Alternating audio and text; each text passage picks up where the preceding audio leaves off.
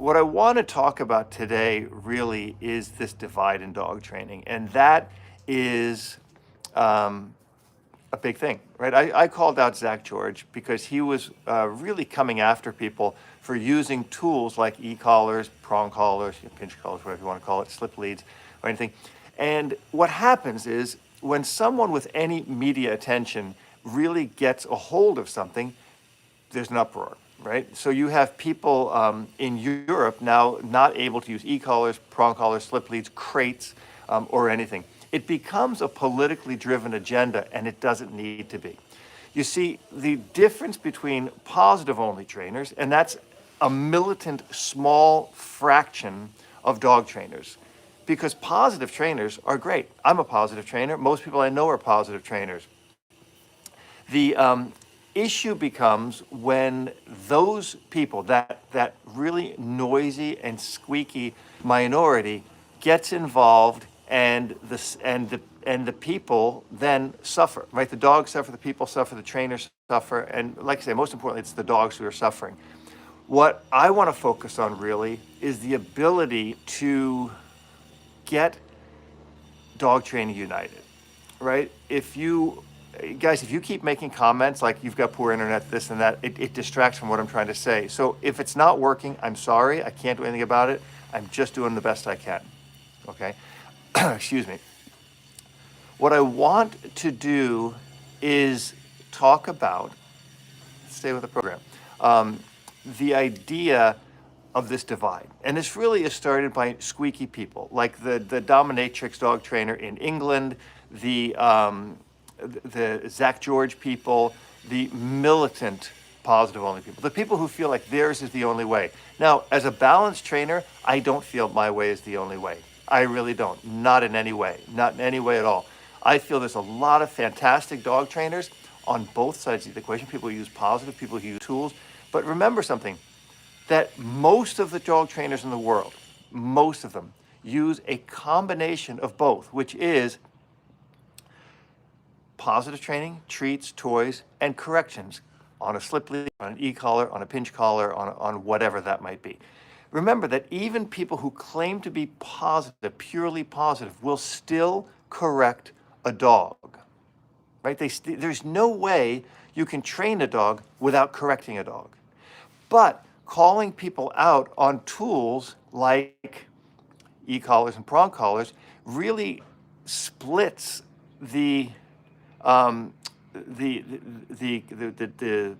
percentage of people, right, who can agree on something to not. In other words, the people who are trying to do their best, and they might use a correction, they might want to use a slip lead or a prong collar, get divided into a category of animal abusers. By the way, if you're holding your phone this way, turn it this way, because this is a vertical format, so you'll need to have your phone this way for you to see it right. If you're seeing it on your computer, you'll have to make it full screen. It's a new format YouTube wants to test out to see if it will work. It's called vertical. Vertical. My phone is this way. Anyway, so what happened was I got into this thing because Zach George asked people, do you use positive, do you use prong collars and e-collars? Honest question. I said, yeah, of course I do. We should not in any way be divided because we're using tools. There is no dog trainer on the planet who can use positive only, to not use an aversive. I've watched videos of these other trainers who claim to be force-free, but they're using things like verbal intimidation, spatial pressure, harnesses, front pull harnesses, halties, and such. Those are strong aversives, right? Those are problems. And if you have an issue with that kind of training, then you should just do your own thing, right? If you have an issue with somebody training a way that's not yours, then you have to let it go. But here's the point, and this is a really important point I want to make. This is the crux of the whole issue in this debate. If you feel that someone is using a tool, such as a prong collar, an e-collar, or a choke chain, anything, as an abusive tool, then you need to report that as animal abuse. And it's as simple as that. In fact, if you're a trainer like myself, if I see someone using the e-collar abusively, it's incumbent on me to report that, to say, hey, that's animal abuse.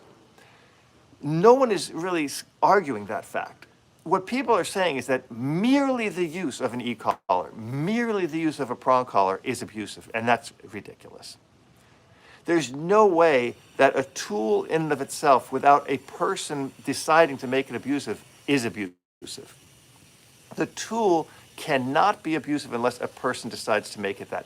That being said, a flat collar, a front pull harness, a halty, or a regular, any tool, a martingale, can also be used as a strong aversive. And when they are, they should be reported. Now, I'm going to do another video on this in the future that's going to talk about the issue of people using tools and not understanding them. If you don't understand the tool, then you have no place to use it, right? That's the problem that you're going to have. But that's not a reason to illegalize the tool, right? Making it illegal, it's a purely political decision. It's a purely political move. It happened in Europe. It happened in Germany. It happened in Switzerland, Sweden. They're trying to push it through in Belgium. They're trying to push it through in France. All these countries are suffering because these tools are being taken away. And a small group of radicals, and that is exactly what they are radicals, are trying to take over dog training. And we cannot let that happen. Now, we're not going to prevent that by name calling, intimidating people, or anything like that. We're going to do that by a real simple thing: doing what you do and being the best at it, being really great at it. That's what it's all about. Train a dog, right? Use your tools. Show how humane they can be used. That being said, there's a great podcast I have that's dropping tomorrow with Jamie Penrith of Ardo and Take the Lead Dog Training in England, who's a great mind, a great speaker on this topic. There are times when training can be uncomfortable for a dog. Whether that training is with a positive-only trainer, dragging the dog on a harness, yanking the dog on a front pull harness or a head halter or something like that, or someone using a prong collar. If a dog is being aggressive, if a dog is being disobedient, we must infuse a correction to make what's wrong right. Next time I address this, I will also talk about the whole idea of this punishment idea. Though I think the word punishment kind of has derailed the conversation, because punishment is really not what it is. It is correction-based. All this science-based, ideas, these quadrants that Skinner talked about and developed, have their flaws. There's major flaws in science-based dog training. But it's the topic right now. It's what everybody's talking about. Science-based this, science-based that. To be really honest with you, I feel there are more animals tortured in the name of science than anything else. And torturing animals is wrong. I'm going to take a real quick stop here. Jerome, good to see you here, buddy. I'm going to do a shameless plug. This video I'm doing on behalf of YouTube and Spring to push this new product, which is my brand new hoodie. Okay, check this out. I'm going to answer all your questions in a minute. Check out so you guys saw the pullover hoodie. Now this is a zip-up hoodie, and this launches today. This is the first time it's launched, and it's the same. It's a better version of the hoodie. It's got the flag here. It's got the brushstroke logo. It's got Maya, the flying papaya on this side. It's got my slogan, "Every day is training day," written down the sleeve. You can see it here. And the back, you can see, has real, in fact, let me show you, I got an extra one here. Here's the back. And everything you buy in the store today, there's the back of the shirt. I guess you guys all know that logo. Check out the hood, how cool that is. Goofy on the side. And check out the inside of the hood. Bad Canine. Bad Canine. This is the coolest hoodie around. It's $69, but 10% off if you buy it today. The hat as well. This is not the exact hat, but I'm getting some samples. It's a hat, an embroidered hat with the brushstroke logo, as well as the brushstroke long sleeve logo. Everything is on sale, 10% off. So order some, check it out. I think you're going to love it. The quality of these is great. I love this. It's super It's nice for spring. It'll be great for spring. It's fleece lined, a little bit of fleece, not too heavy. I think you're gonna love it. Anyway, let's get back to the topic. I don't think I can see your comments. I'm trying to see down here if it'll bring them up. No, it won't. Again, this is a brand new format for me, so I don't really know what's going on or how to really make it better. But this podcast that's dropping tomorrow with Jamie, we really talk about this whole idea of taking away the shame in dog training. If you have to use an e-collar, if you have to use an e-collar, if you have to use a collar, if you have to use anything for a correction on a dog, if you have to correct a dog, in general, you have to understand there's no shame in that. Right? If you take your dog to the veterinarian and your veterinarian needs to give your dog a vaccine, or needs to look in the dog's ears or look in the dog's mouth, and then that dog starts to bark and starts to balk and not want to do it and all these things, you don't just say, well, you know what, you have a cut in your foot and this is going to hurt, so we're not going to do it. It's the lesser of two evils. If we're training a dog not to chase cars and we need to put a prong collar on that dog and correct that dog very firmly to not to chase that dog, then we're going to do it. Okay? And we need to own that. The problem is that when you're made to feel guilty, one, or two, made to feel that you don't need to do that. When people say, well, there's other ways to do that. You can stop the dog from chasing the car in a non-aversive way. That's BS, first of all. Second of all, the process in even attempting to get the dog to go down that path is a very long process. If a dog is chasing cars, okay, and I'm not saying, the whole thing got thrown out of control with the conversation with Zach, because they said, oh, I'll back up and I'll do this and I'll do that. The problem is sometimes you can't back up, right? Sometimes you can't wait 6 months or 10 months. A lot of times these behavior type approaches, these force-free approaches, these medical approaches involve obviously drugs for the dog, but also it involves these sterile environments, right? You can't correct a dog for doing something wrong when you can't control that piece, what's wrong. In other words, I'll give you a great example. If your dog chases cars, you can't fix that if you don't have the car. In other words, you can't do, the great example is people used to, in the shelters, when I was working in the shelters quite a bit, people in the shelters would use a stuffed dog to see if the dog was aggressive towards another dog. And if the dog would attack that stuffed dog, the dog was deemed aggressive.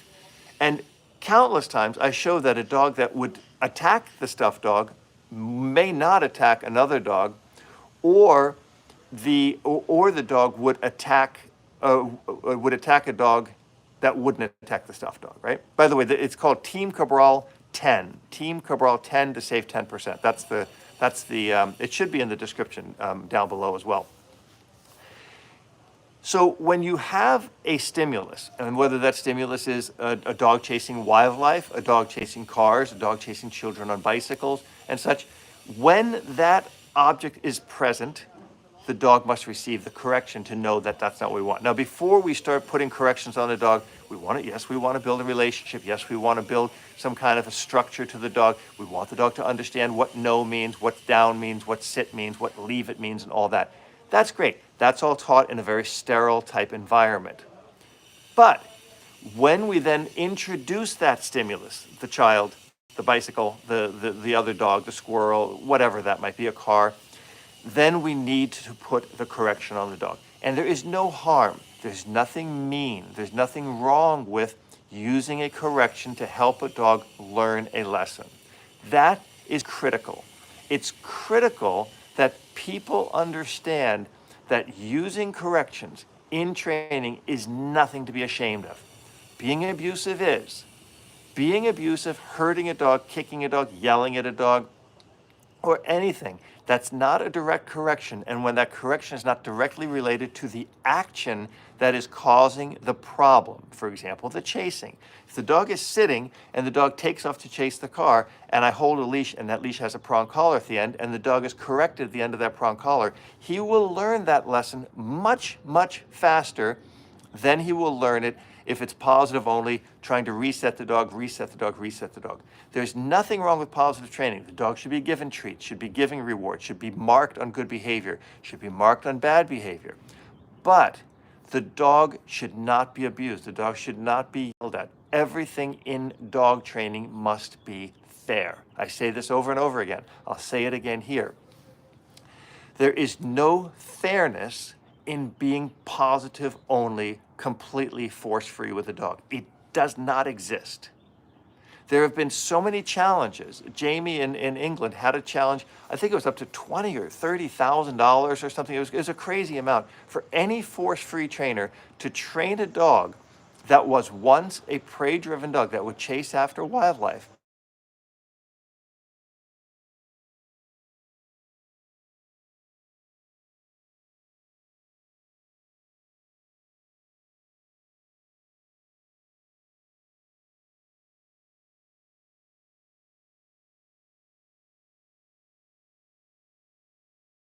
Methodology for keeping dogs from chasing prey, from being disobedient. It can be used for aggression. And by the way, there is no negative fallout from this. I have trained hundreds of dogs and I've handled thousands of dogs, but I've trained hundreds of dogs using aversives to block bad behaviors.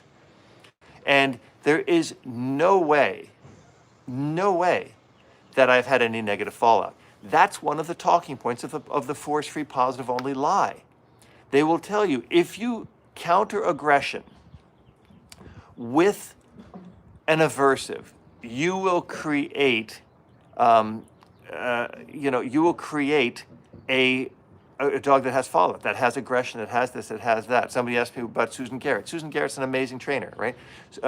By the way, I will tell you this. There are a lot of amazing trainers. Melissa Henning is an amazing agility trainer. She's Janet's coach, and Janet works with her. Melissa Henning is a world competitor in agility. Okay? Now, agility is a sport that really doesn't require correction. Now, people put corrections in. People use e-collars and prong collars on dogs in agility, but it doesn't work, right? But these people, I'm assuming, would tell you, Susan Garrett not, Susan's very positive only, and I've seen her stuff, and I like her videos. I've got no problem with Susan Garrett at all. But in obedience, there's a long way to go when you're dealing with aversives. And let's put another thing in there. When you're a competitor, whether it's an IGP, IPO, whatever, agility or whatever, and you're getting dogs that are bred for a specific purpose, right? They're bred for agility, they're bred for the sport, they're bred for this. You're less likely to need corrections on a grander scale in that style. So the dog is bred for, hypothetically, herding. You're not trying to put a square peg in a round hole. This dog is bred for the sport, probably selected at a certain age that this dog will be great for the sport, and you're using the dog in the sport. You're not talking about something like a dog that has a human reactivity issues, is aggressive towards humans. You're not talking about a dog that has dog reactivity issues, that's reactive towards other dogs.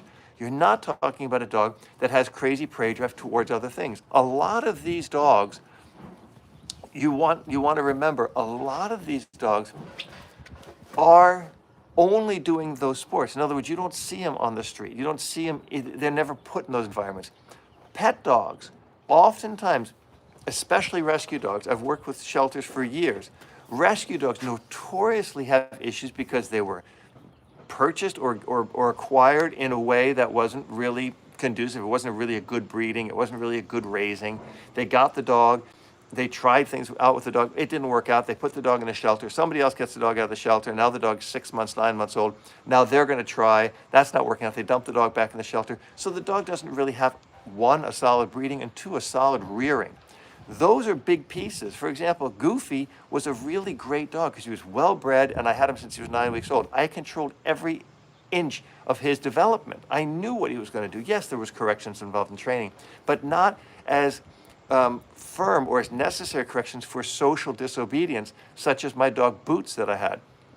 Boots was a Shar Pei I rescued, was so aggressive to people, cats, dogs, anything. He tried to kill my dog Silly when I brought him home.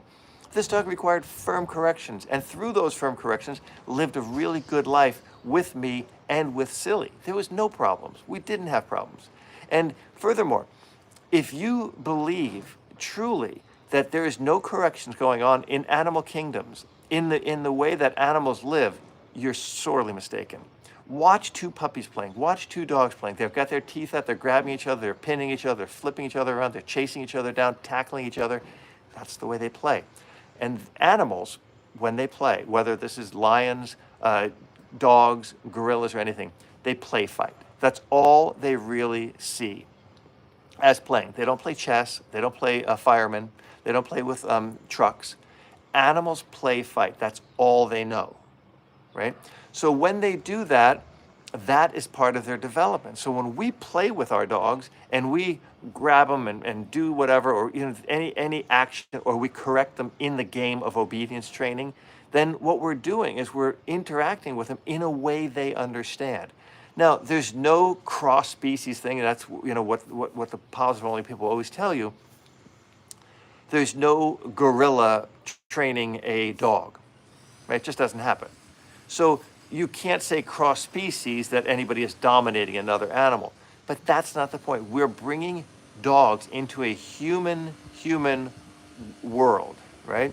We want to make sure that the dog is safe in this world. And our communication with the dog must be as such. It must be able to teach the dog what we want them to learn. We must be able to teach the dog what they need to survive. That's critical. Running into a street is deadly for a dog. Knocking over children is deadly for a dog. A dog playing with a child the way that he played with another dog is deadly for a dog. And if we don't teach our dogs that, if we don't give our dogs that tool, then we're failing our dogs, and we're failing them miserably. So based on that, I'm gonna wrap this up. I'm gonna keep this kind of a shorter video because it's the first time I'm testing it. A lot of you guys complained the first 5 minutes or 3-4 minutes were a disaster because there was no audio. I had to change things around. I'm just testing this format out. If it works, I'll do it more often. I like it. Again, it's made just for phones. A lot of stuff on YouTube is moving into this vertical format. You'll see a lot of my videos I'm posting are going to be in this format as well. Here's a little message to the positive only sect, the smallest of you guys. If you're a positive trainer, you say, well, I use treats and I use toys. So do I. In fact, everybody who's training dogs, that's decent, that's a good trainer, is using rewards and corrections. If you don't like that, if you're offended by that, then mind your own business. But if you see somebody being abusive to an animal, you should report that. You should report, in fact, you don't even need to report it. Go up to them and smack them, right? If I see somebody hurting a dog, I'm not going to pick up my phone. I'm going to walk over and do something about it. I'm going to stop that. Just if I see somebody abusing a child, I see somebody abusing another person, I'm going to step in. And I would hope anybody with any strength would do the same thing. I urge you to step in and do the right thing for a lesser creature.